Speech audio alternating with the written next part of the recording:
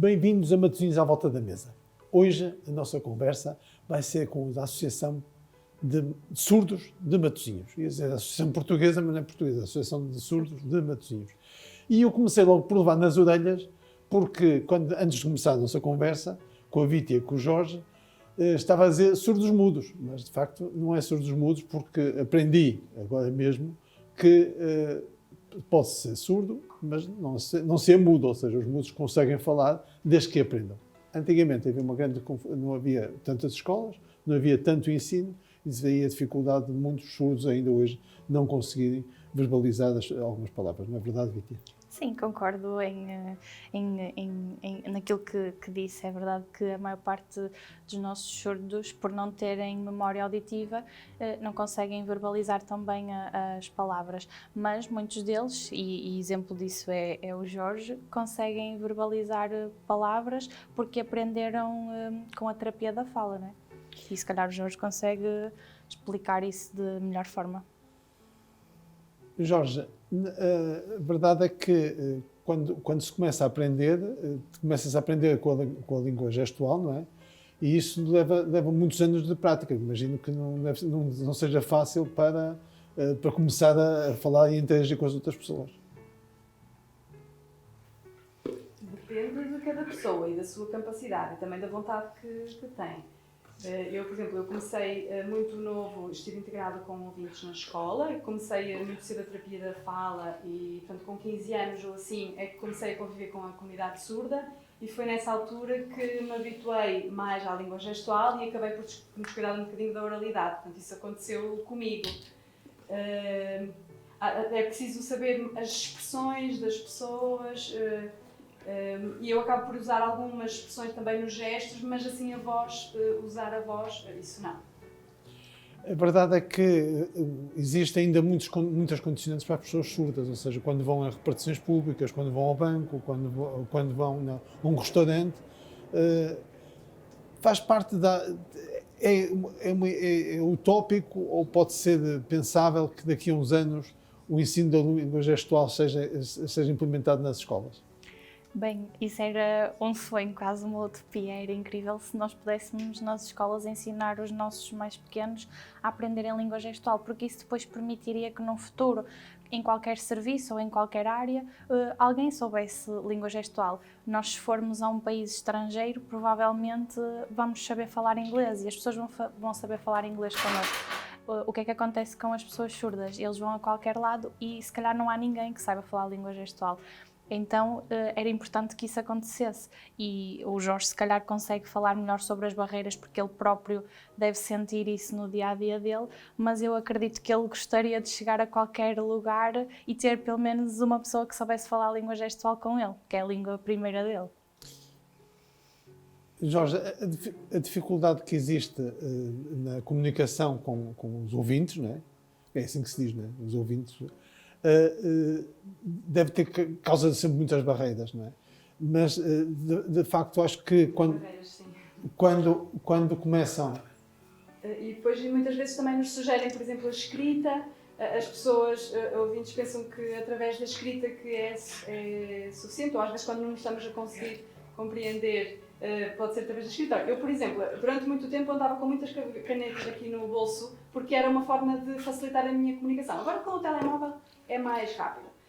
Também depende da pessoa com quem nós estamos a interagir. Se for uma pessoa da aldeia ou assim, ou de um contexto onde não há outras pessoas surdas, é mais difícil.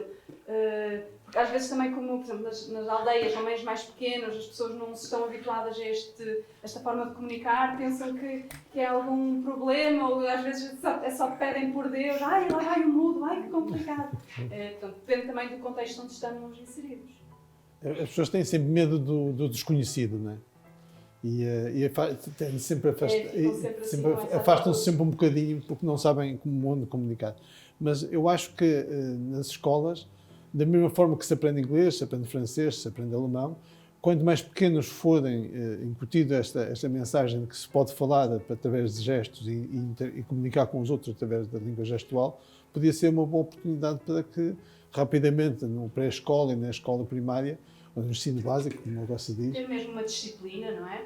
Exato. Ter uma disciplina específica onde tal como o português, o inglês e o francês, se pudesse aprender língua gestual com professores por exemplo, depois ter intérpretes também, são 5 estrelas. Porque, por exemplo, nas escolas ainda há agora pessoas surdas que, no meu tempo, não tínhamos, por exemplo, intérprete na escola. O que é intérprete... É difícil o ensino sem o intérprete. Se as pessoas souberem língua gestual, há aqui uma barreira que é quebrada.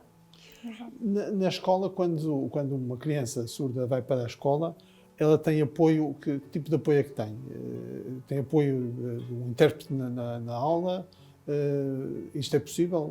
Sim, isso é possível, ou seja, os nossos alunos surdos vão para escolas onde existem meios para recebê-los, não é? E esses meios são mesmo não só o professor de educação especial para os alunos que necessitarem, mas o professor, o docente de língua gestual portuguesa que vai fazer o trabalho de ensinar a língua, não é? E depois existe sim o apoio do intérprete de língua gestual portuguesa, que é para fazer a tradução de todas as disciplinas dos outros professores docentes que não dominem a língua gestual. Embora, por exemplo, nas crianças do pré-escolar, eles não tenham um intérprete constantemente, porque são muito pequeninos, eles têm sempre consigo o professor de língua gestual portuguesa, que é para lhes dar o modelo e a identidade surda, não é? A associação tem como quantificado as pessoas que existem surdos em Portugal? Temos números disso? Nós não temos, que eu conheça, nós não temos 100% os números. Nós temos o nosso número de sócios, não é? Que uma grande parte deles são surdos, não é? Embora exista na nossa lista de sócios muitas pessoas ouvintes, não só familiares de pessoas surdas, mas também pessoas que estão envolvidas no meio da comunidade surda, como, por exemplo, intérpretes de língua gestual portuguesa. Amigos também, amigos. Exato. Nós vamos fazer hoje uma receita, que é uma Pessoas receita... também que conhecem o nosso trabalho, peço desculpa interromper. Nós vamos fazer hoje uma receita, que é uma receita de uma sobremesa. Tem origens no Brasil e eu gosto imenso, que é feita com ameixas. Estas ameixas foram cozinhadas em chá preto. Depois aproveitamos esta água que está aqui vamos demolhar aqui os palitos da rene e vamos bater leite condensado com natas e fazemos assim um parfait de ameixas. Uma receita muito parecida com esta aqui, o manjar branco, que se come imenso no Brasil. Esta é muito parecida com essa e por isso é uma sobremesa doce para dias de festa, não é para comer todos os dias, mas também de vez em quando sabe bem um docinho. Não é? Por isso vamos começar por bater aqui o leite condensado com as natas. Isto. As natas devem estar bem geladas, não é? E vamos bater aqui durante 5 minutos. Aqui na batedeira. E juntamos um pouquinho de sumo de limão de forma que faça uma condensação maior e consiga emulsionar aqui este batido. Cortar um bocadinho doce, não é? Exatamente. Não é só cortar o doce, é porque também o que acontece é que quando se junta o limão, apertam as natas e por isso faz uma condensação mesmo.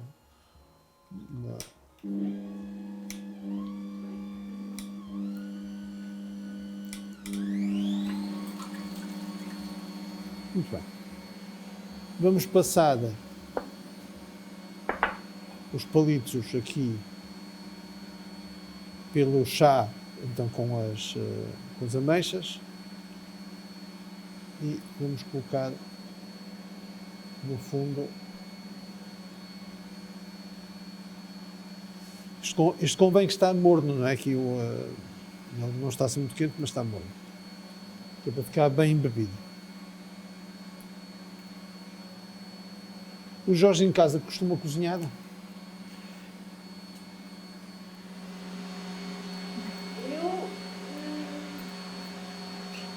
Desde a minha vida toda cozinhei. Todos os dias. A minha mulher faz outras coisas, passa a ferro, vai arrumando a casa. A cozinha é a minha tarefa. Temos chefe. Não sei se não farei uns pratos tão bons como os seus. Eu gosto de cozinhar comida portuguesa, feijoada com montana,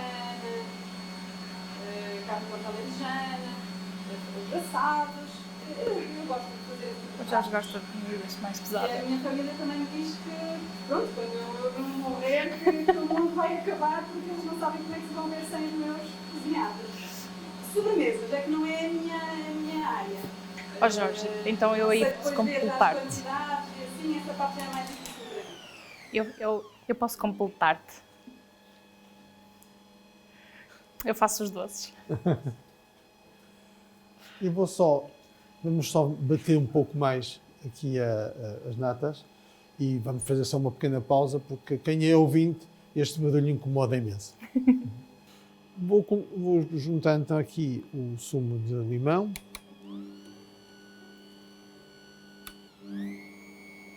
Tem esta dupla função que é apertar a mousse e também cortar um pouquinho o doce.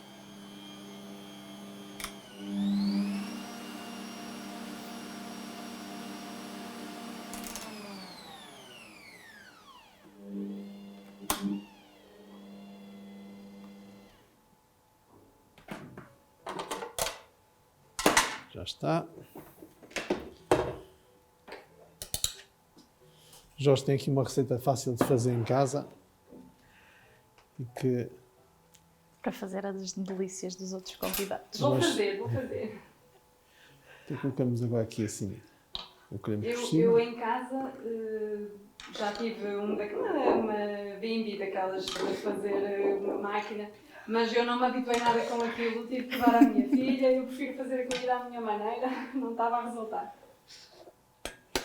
Não há nada como melhor do que usar as mãos para fazer aquilo que gostamos. Embora os robôs de cozinha sejam ótimos para dar algumas coisas. Eu usava até só para os doces, mas mesmo assim, E se for para usar as mãos, já cá estamos nós, não é? às vezes, por exemplo, aqueles doces de Natal, eu ver se eu ajudava, o leite de creme, as rabanadas, isso ainda ia conseguindo. Mas, por exemplo, pão de ló e assim, tudo que implica já pesar outros ingredientes já é mais difícil. Isto depois vai ao frigorífico e temos então aqui a nossa sobremesa rápida e espero que faça os gostos lá de casa. O Jorge ainda sente algum estigma em relação a sociedade olha para si como uma pessoa com portador de deficiência, olha para si com um olhar estranho, ou hoje em dia isto tem esbatido com o tempo e as pessoas aceitam muito mais, até porque também a televisão também ajudou muito o facto de ter sempre língua gestual e faz com que as pessoas se habituem à ideia que existem surdos e por isso que não é uma Sim, está minoria. melhor, agora está um bocadinho. Claro, a tecnologia também vai avançando, as coisas vão evoluindo, os computadores, os telemóveis também permitem que as pessoas tenham acesso a coisas novas. Antes era só o jornal e era tudo muito mais limitado, agora as coisas estão melhores. Quando às vezes não. Acho que as pessoas estão mais sensíveis, não dá para falar, não dá para comunicar de uma maneira, temos sempre o telemóvel, há sempre a opção. Ou seja, Eu, por exemplo, quando era mais novo, quando tinha 3, 4 anos, eu estudei tinha freiras perto e tinha alguns colegas que iam para lá, os seus colegas iam para lá e eu ficava um bocadinho mais isolado. E a minha mãe estava-me sempre a picar também para ir para lá. E depois, por exemplo, quando a minha mãe levava-me aos sítios e dizia, mas ele é surdo, as pessoas ficavam logo aflitas e eu choramingava, depois ia a outras, por exemplo, estive na igreja da Sé também, ali no Porto, fui com a minha mãe lá, quando viam que era surdo, havia sempre esta barreira, as pessoas não aceitavam, não queria. E agora as coisas têm estado a evoluir. Por exemplo, nos escuteiros também já há pessoas que podem participar. As coisas têm, a própria igreja também já tem esse acesso, portanto há cada vez mais sítios acessíveis. a associação promove exatamente este encontro entre os ouvintes e os surdos de forma que haja uma interação maior, não é? Sim, é isso que nós tentamos. Não é só promover o convívio entre pessoas surdas, mas também promover o convívio entre surdos e ouvintes. E a prova disso é mesmo os convívios que nós fazemos, as festas que nós realizamos, também formações e workshops que nós damos, onde temos tido a felicidade de ter sempre pessoas surdas a participar, mas ao mesmo tempo termos pessoas ouvintes. E quando entramos na associação e vemos surdos e ouvintes a conviver, para nós é satisfatório, sem dúvida. Foi um prazer enorme ter estado convosco. Muito obrigado pelo vosso testemunho e, de facto, nós que, enquanto sociedade, estamos muito atrás quando não olhamos para os outros que estão ao nosso lado com as suas dificuldades e de interação e de interagir connosco. Por isso, não é um problema nosso, é um problema de todos, porque quando um surdo não consegue comunicar connosco, somos nós também que estamos a falhar enquanto sociedade. Por isso, temos que, cada vez mais, ser intervenientes e, desde pequenos, porque não, ter na escola uma disciplina de língua gestual. Que bom seria se eu tivesse, que assim estava a falar com o Jorge de outra forma e não precisava de ter um intérprete. Mas o futuro a Deus pertence e a nós todos com a nossa responsabilidade social.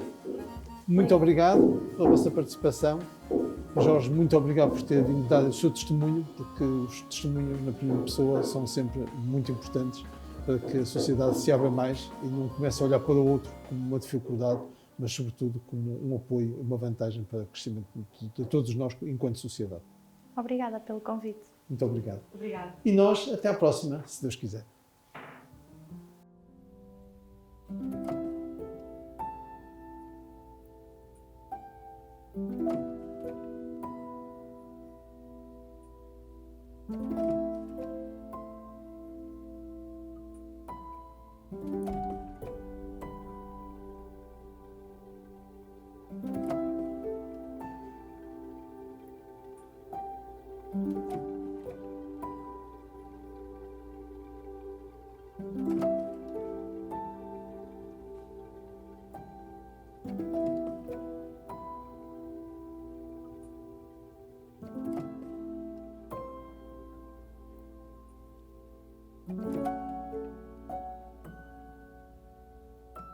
Thank you.